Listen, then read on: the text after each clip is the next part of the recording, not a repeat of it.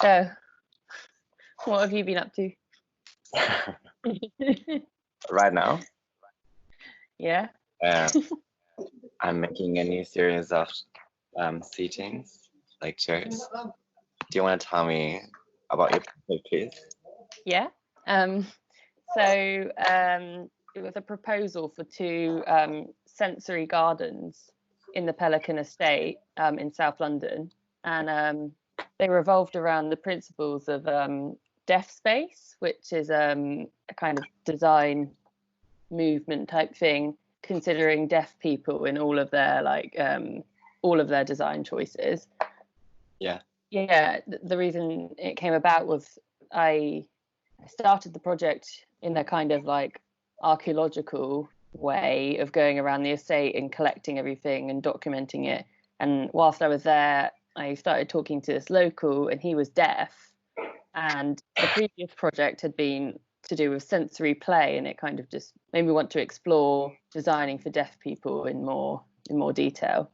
So I came up with the idea of doing gardens, because the estate it had a playground and things, but it kind of needed a bit more of a community area where people on the estate could hang out, and like plants were playing a big role in the whole design, because obviously they're quite central in terms of, they're fragrant and they're beautiful, and you can hear the sounds from like wildlife around them.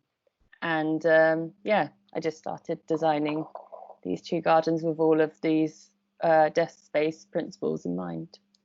I can show you some of my should I share my screen? I would love to see it. Yeah.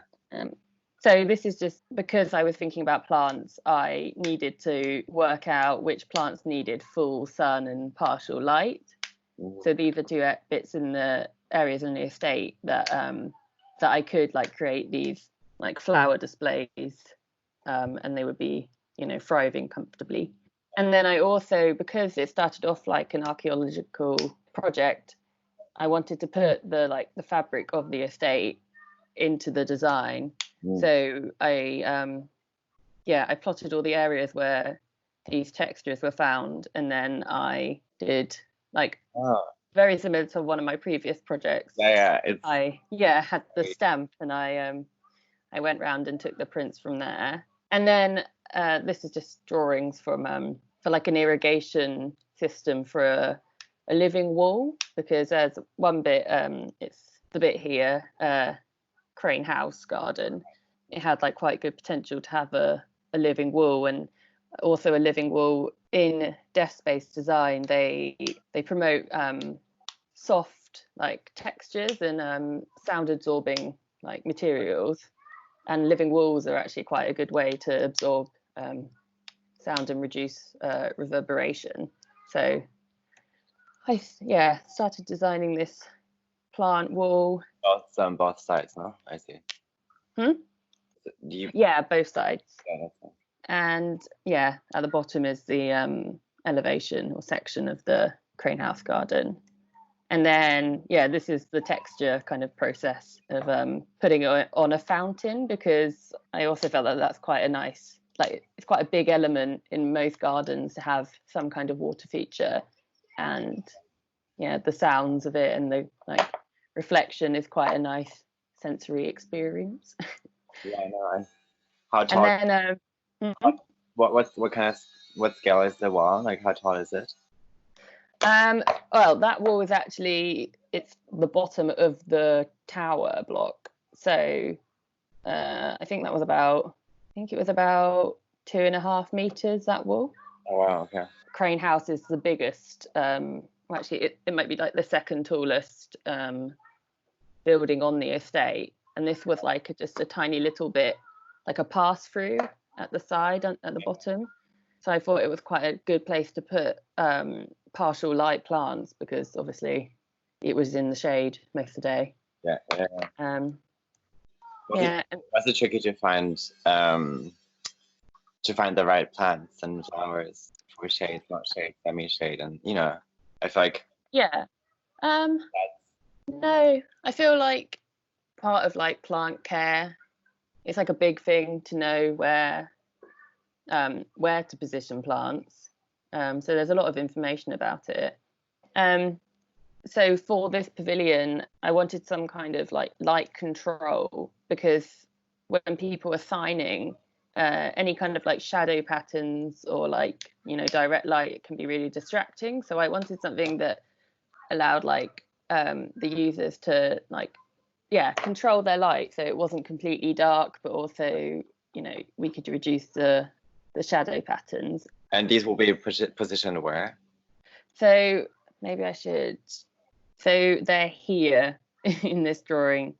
I've cut through them, so you won't be able to see them. But then the second garden is like a freestanding pavilion with a separate like fountain system, water feature. And the whole time I had to consider accessibility, because I wanted it to be a pavilion for everybody, like, and just to have like a comfortable time. So yeah, all the measurements are done in like in relation to the access regulations. It was very tricky, not easy to follow. No, yeah. I mean, it just meant like everything was quite like large, which is nice, I think, because it like space and proximity is another of the principles of deaf space, and everyone needs to be able to see the person they're talking to, their face and their signing kind of area. Mm-hmm. So you need to be able to like the distance between like a signed conversation is much wider than it is in a spoken conversation. So everything was kind of like widened during the project. So yeah, actually it all kind of worked well together, because it wasn't ridiculously wide when it didn't need to be. And then this was like a rill I designed. So it's like a stream down the middle with the flower beds on the side, and the rill is made of the texture of the estate. That's and this is, oh, model. Okay, cute. Yeah. So this is the model for the for this pavilion, and it's got adjustable curtains, like Roman kind of blinds that can be rolled up and unrolled, because of like it's sound absorbing, and also it's again like light control. Like as the sun moves across the estate, I wanted you to be able to adjust your just the lighting of the area. Isn't that that's also perfect for they in Asia they use it so much for like the open pavilions they have, and it's great to like provide from coming in the rain and everything, you know, as it rains. I've seen, I like it a lot. I think it's super interesting to use that in a pavilion, actually, especially. Yeah, it because I didn't want something to be so like closed off. Yeah. You know, I didn't want it just to be this structure like a, you know, like a bus shelter or something. I wanted it to be something that could actually be really open, and it could be closed like easily. So and it's also enforce the actual physical interaction between the user and the exactly. So which is, I think it was like a good addition. Yeah, it's quite like tactile, because I think the whole project is based around tactility as well, like you know, the fabric of the estate being like embossed onto the water features. And then this is the Crane House estate. So those are the panels that can twist. Okay, I didn't expect them to be like that big. It's nice. Thanks. So if you rotate them a certain way, you can enclose the whole space. No, I guess. So they are distanced far enough apart that they can all be. It can be a flat wall. Yeah. And then it can be an open wall. And then so it's like plywood, and then on the other it's a plywood frame, and then the other side it's stretched canvas with insulated wool inside. So it's soft on the other side, which kind of I don't know, gives a bit of protection on the outside, and inside the sounds are going to be absorbed. And on the other side, do you have the garden? Yeah. Yeah, so this is the living wall, and then that carries on like the whole way across, and it's on the other side as well. Okay, cool. And the benches are inside. Have you thought of them, or? Yeah. Like so the bed standardized bench, or? This bench here is like an L-shaped bench. So, yeah. So conversation is easy because you're always facing somebody. Yeah. And then in the Mallard House pavilion, it's like the arrangement is like a U shape. So again, it's you're never like, your back is never to anybody. And the water that comes through that here? Yeah, the rill thing. Where is the water coming from? I have a collected from the like rain or something, or? It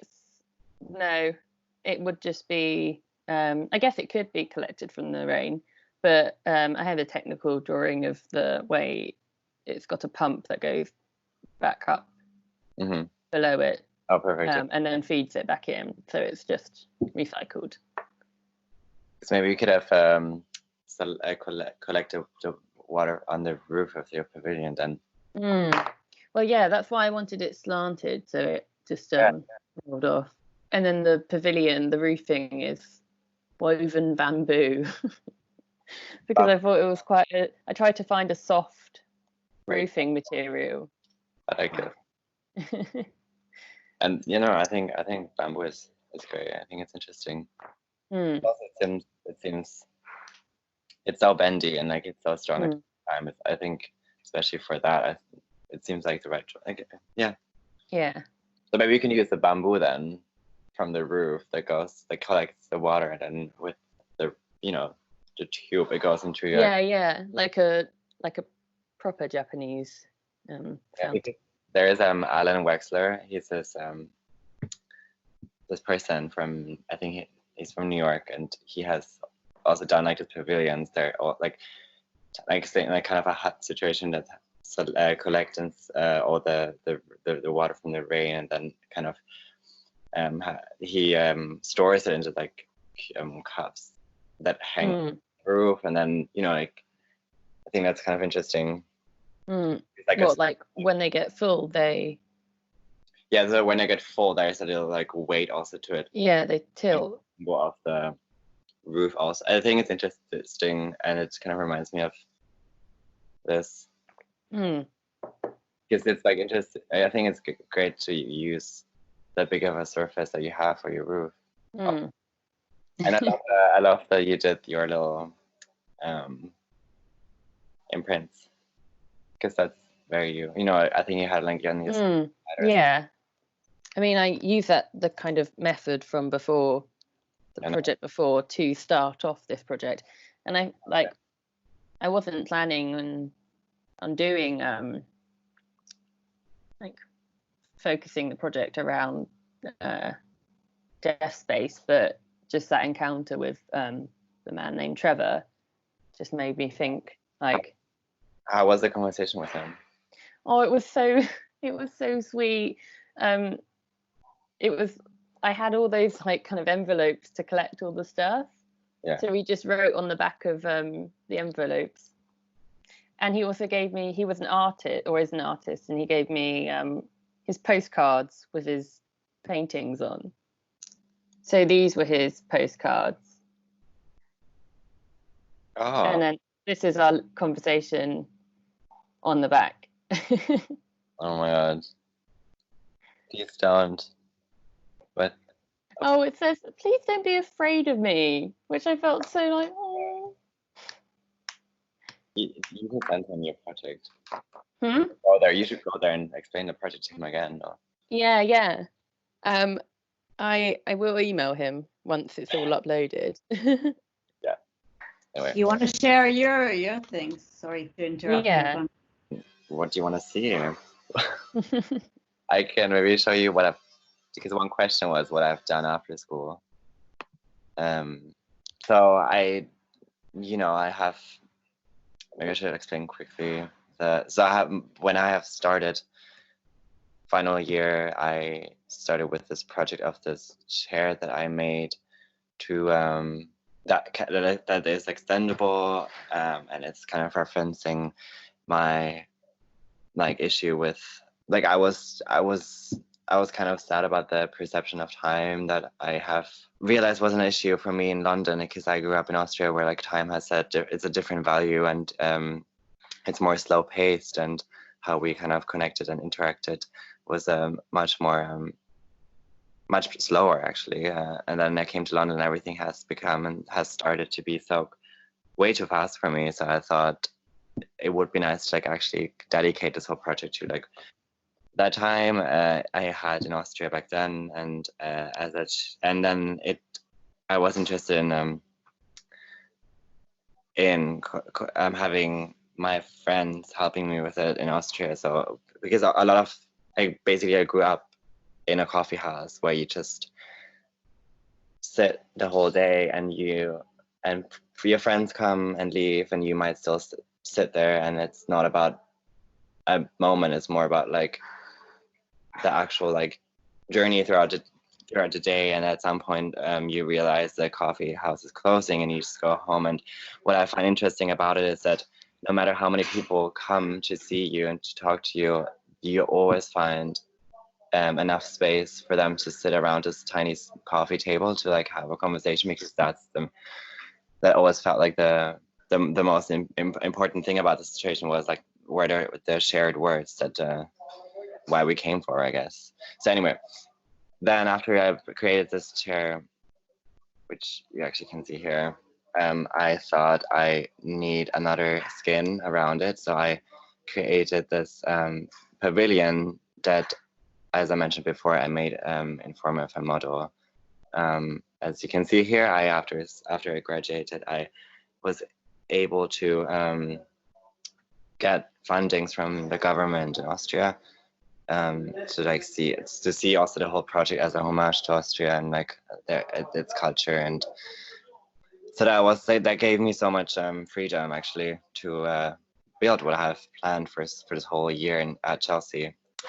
So that was the final outcome, which was not easy after months of building it. And I was by myself, and I was lucky that I got a workshop that I could use in London, and I actually all the measurements were so carefully considered actually, because I've made a publication with a little handbook with all my friends that I have shared those moments in Vienna with, to all send me pictures of their body and measure their body.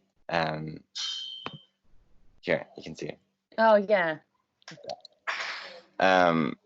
Which has been super helpful, because throughout the whole year I have used their measurements and applied them on every single design detail. But then I was so happy that I was still able to carry each door. Yeah, I think I've reached my limits physically. So also because as you see in this picture, you can take everything apart, because it's meant to be a traveling object. So the culture and the moment of sitting together travels. So yeah, I had it displayed in different locations, which I was lucky to do it because it was a lot of fun, and people actually used it, and yeah, it was a nice experience. And here I wanted to have it in a green space, more natural. This is just quickly how I want to this is just a process of building it throughout this months that I did it. And these are casts of I casted a building facade in Vienna of the coffee house that I have used as my reference, and I have bended the whole piece into so it goes around as claddings around my pavilion. So as you also mentioned before, for your project, I also used it to somehow regulate the sunlight and etc. So that was kind of tricky because I used canvas and plaster, and that was not really, it was tricky. Yeah, I remember. Harder. It was not as hard as I wanted it to be which then brings me to the next thing, because then after I finished it in London, a gallery in New York invited me to bring it to Mexico and in form of a residency, which I did then. So I went there, I stayed in a gallery, which it was nice because everything was funded by the New York Rockefeller Foundation. So there was a lot of freedom financially too, which is great.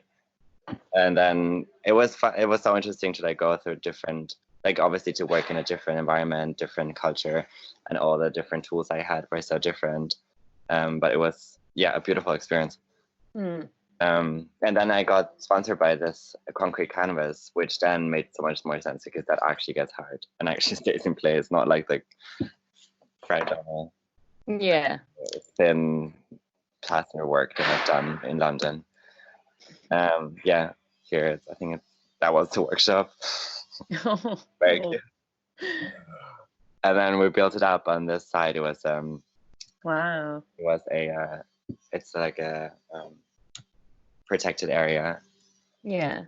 And it's just some images. It's beautiful. Thank you. Yeah, and then after that I have done some more chairs. I don't know, for some reason I'm still very interested in like how our body interacts with a piece of furniture or a piece of architecture, or however you want to call it. Yeah. How we position ourselves in it, and that's the chair that I talked. I mean, you know it. That's the chair for education show, and that's actually how it changed because this is leather, and it changed throughout the time, and it's still getting darker and darker, which is nice. It's like really? Oh wow. Throughout the use, it just gets darker, and then these are just tiny things. Everything I made for this show I had in February, the weekend before the lockdown, or like before the crisis started. So I had like the last day of that weekend for the opening, so I was lucky. So all these chairs are kind of based on our physical interaction with that itself, and like how we sit in it, and it's calculated and measured by our body types. And you can again take everything apart because I'm interested in that as well. And then here some features of like how, again, I tried to find different ways of like capturing how we use something and how like how we use a chair in particular. And I think here you can see how I offer someone a seat, like food, like do all, like to get up from a chair, and I thought that might be a way to capture it with the plaster hands. What are the posters or pin-ups on the model? What they are? Yeah. They are actually, I used the posters that I found online of the artists and architects and people that I've used as references for my research, actually, for the project. And I was actually able to find a lot of their posters for their exhibitions. Oh, I see. I used them to paste them onto it, because that was also part of my project too. Because in a coffee house, you have all those posters that inform you of like the current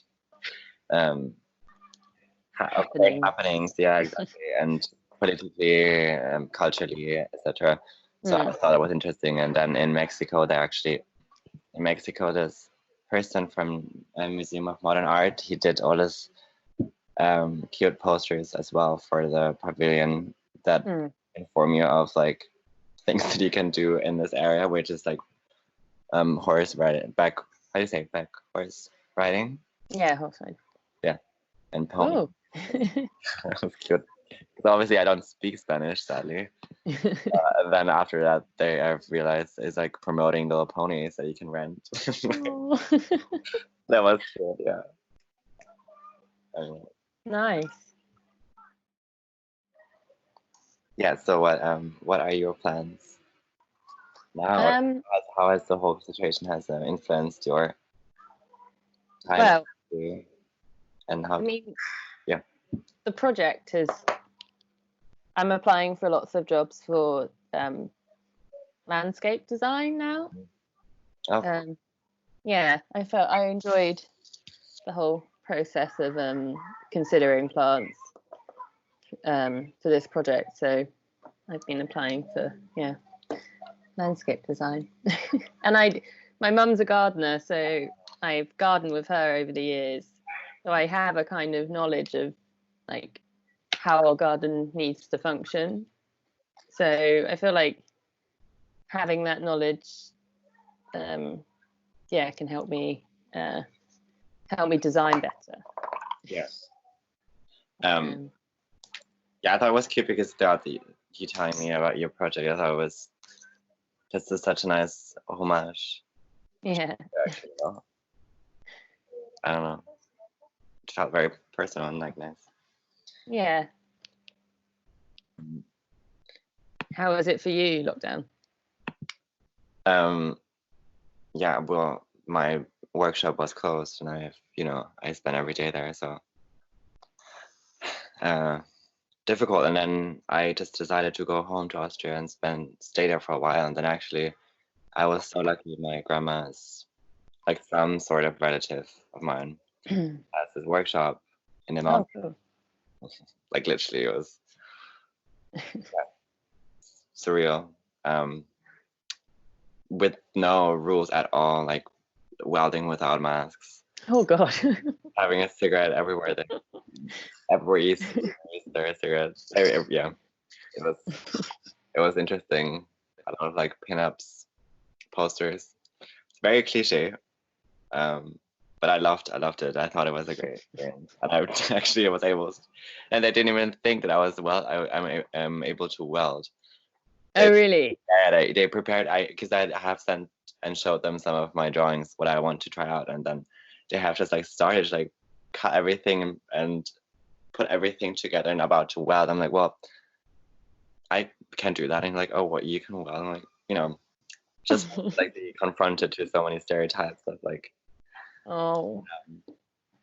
That was great. So I went there often and did them because I was supposed to do another exhibition in Milan for Salona, and that was cancelled obviously. So I just still wanted to try and do those things that I wanted to do for that. Yeah. So it was nice. So it was like with my family, which was super beautiful, and like, yeah, it was a nice retreat. I was sad to come back to London actually, because like, what's the reason? But I think it's time to move on. And now that our workshop is open, and I can go back. Well, yeah, exactly. I mean, yeah, because I've been thinking maybe I should like also get like a job as like at like a restoration place or something that's more like hands-on and like more kind of like like not necessarily that design like design base or something, more of like to like actually do like because what's it called, how do you say again, like an apprenticeship? No, apprenticeship. Yes, because no one does this anymore. It makes me so sad because I think I know that's how you actually get to know and like learn so many things that no one will teach anymore at all. I thought that would be really beautiful to actually do that again. Yeah. Or like assistance for some person that we find interesting. But people it's just out of fashion. I don't understand why. Like now it's internship or a job, but there's not that much of this anymore. There are lots of I kind of discovered that there are lots of gardening apprenticeships, but they're aimed at maybe like 16, 17-year-olds. So unfortunately, like money is such a crucial thing, and they only pay about £4 an hour. Yeah. So I would so love to do something like that, because I think it is even a bit of like a college kind of course behind it. Yeah. But it's just not kind of feasible. Like it wouldn't work, which is a shame. Like, what are your plans for the future? Oof, a tough one. Yeah, sorry. Well, I'm working on this new series of seatings again, and I have been doing I've used those this lockdown and like this whole situation to just do some more very intense research, because I was not able to, for a while, to build anything. So that has been so interesting, and to look back and like actual like really carefully like to go back historically how furniture has been used and has been portrayed or sculptured. Yeah, I think so. I've been doing that a lot and have come up with some proposals of seatings again. I don't know why, but and then to that, I would love to add again some bigger kind of space that might be considered as a room that I would like to incorporate with this. But I need to see what fundings I will get, and yeah. Nice. And maybe get a job to get some money. So, yeah. Cool. Yeah. But I'm proud of you, Hester. Oh, I'm so glad that we got the chance to talk about it. Yeah. There was one question that said, what was the most memorable moment of your undergraduate journey? And my answer was our swim in the canals of Venice. Oh God. And the whole Venice trip. I think that was the most beautiful. Yeah. You know? Women inside the canal. I know. Sometimes when I think back, I'm like, oh God, isn't that really bad? As in, like, it's really bad. Bit grim. But yeah, but it was fun though. It was fun. The whole week was great to be in Venice and to see the Biennale. Hope the next years can go again, because you didn't go now in this last year, no? No. Yeah. I feel like that kind of made me interested in. I never really explored like temporary, like architecture and pavilions before, and after that trip, it seems to, that seems to be quite a big interest of mine. No, yeah. Yeah, I agree. Right. And maybe lockdown would be quite memorable because it completely changed everything. But yeah, for the good and the bad. Yeah. The funnest was Venice. Yeah. The canals.